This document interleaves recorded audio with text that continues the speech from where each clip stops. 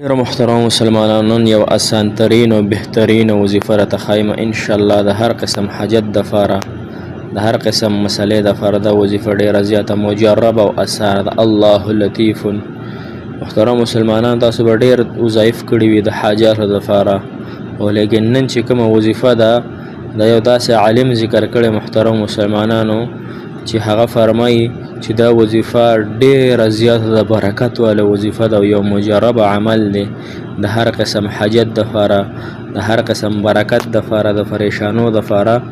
نو چې کوم انسان دا وظیفه وکړي محترم مسلمانانو، الله جل شانه به د حاجات پوره کړي، د هغه تنګي به ختمه کړي، هر قسم تنګۍ کې به د فکار راشي او اسانه صرف او یا مرتبه ویل دي. په دې طریقه باندې کومه طریقه چې راته زه ښیم ان شاء الله چې تاسو ته به الله جل شانه ډېر برکات درکړي او ډېر مجرب عمل دی. السلام علیکم ورحمت الله وبرکاته. ډېر معزز و محترم او قابل قدر مسلمانان ورونو خویندو او هغه مسافر کم چې بهر هیوادونو کې، بهر ملکونو کې ژوند کوي، که په هر ملک کې دي محترم مسلمانانو، الله جل شانه دغه ټولو مسافرو له ډېرې خوشحالۍ ورکړي، د دنیا و آخرت ته کامیابی الله تعالی ورکړي. او کوم چې زمونږ عام مسلمانان خویندرونه دي، الله جل شانه دې ستاسو حاجات پوره کړي، ستاسو د الله تعالی نکاحګانې وکړي، نوجوانانو د الله تعالی کاروبارونه روان کړي.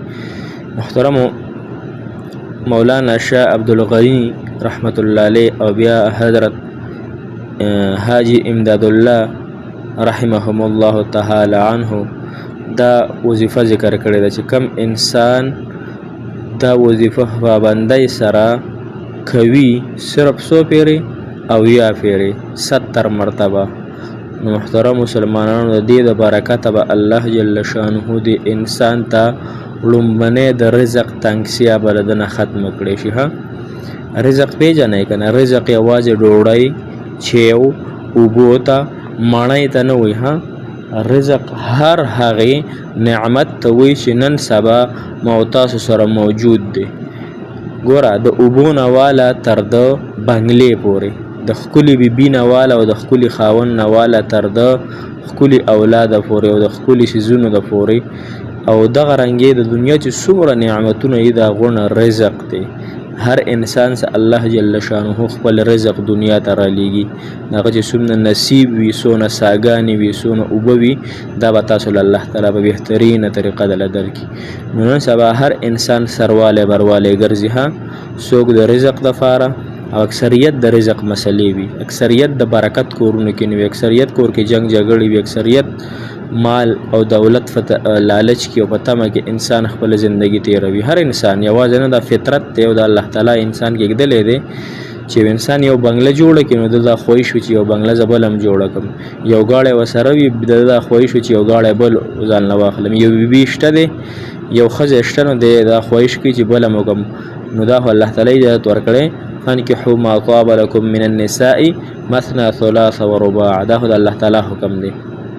لہذا دا وظیفه تاسو صرف او یا مرتبه ان شاء الله کوئ. دا د قرآن مجید آیات دی، د شورا آیات نمبر 19 دی کې الله جل شانو څه فرمایي؟ الله تعالی خپلو بندګانو باندې ډېر زیات لطیف دی.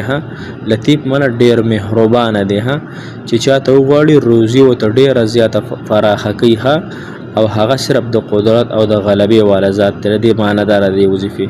خدا آیات چې د محترم مسلمانانو ما صرف یو 2 ټکي لیکلي دي، خدا لږ یو 100 ټکي اوس نور دی. ګورئ سکرین تاسو ته ښکاري، سکرین باندې الله لطیف بعباده یرزق من یشاء وهو القوی العزیز.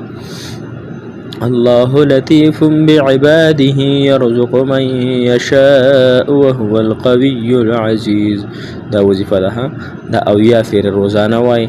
کم ټیم کې وایل فکر دی، هر ټیم کې چې تاسو وای، د هر فرض مونږ نه پسې کوئ، او کنه ورځ کې صرف او صرف او یا مرتبه یو خاص وخت له مقرر کا چې کوم وخت کې ته فارغ وي، او ان شاء الله د زړه په یقین او سوچ سمج سره کوي چې الله زما د رزق مسله، زما د کاروبار مسله، زما د بندش تک فرضونو مسله دی کې دا ټولې مسلې داخلي دي.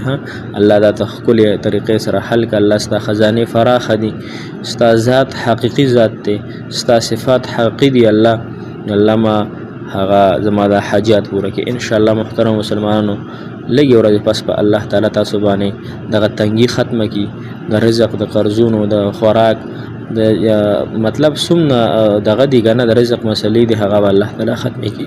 ګوره ښکلې بیبي هم په رزق کې راځي، ها ښکلې بیبي ښکلی خاوند دا هم په رزق کې راځي، ښکلې سورلي صحیح شو قرضونه په تا باندې نشته دا هم الله تعالی ته د رزق درکوي. نو دا ټول څیزونه رزق کې داخل دي. نو دغه طریقې سره دا عمل ان شاء الله جاري او ساري وساتئ. مونږ هم په خپلو دعاګانو کې یاد ساتئ. مونږ هم تاسو دعاګانې کوو چې الله تعالی مو حرمینو شریفینو ته راوستلی که، الله تعالی مو د دنیا و آخرت خوشحالۍ نصیب که، الله تعالی مو دنیا و آخرت کامیابی نصیب که. او یو درخواست بل دی ان شاء الله، هغه دا محترمو دین وظیفې سره 15 وخته مونځ کوئ، 15 وخته پابندۍ سره، او د هر قسم هغې ګناه نه چې زمونږ الله جل شانه پې خفه کېږي د هغې ګناه نه ان شاء الله فریض وکړو، د هغې ګناه نه توبه وکړو، ان شاء الله زمونږ ټولې مسلې به الله تعالی ختمه کړي. الله جل شانه هم راته خوشحاله لره، آباد لره.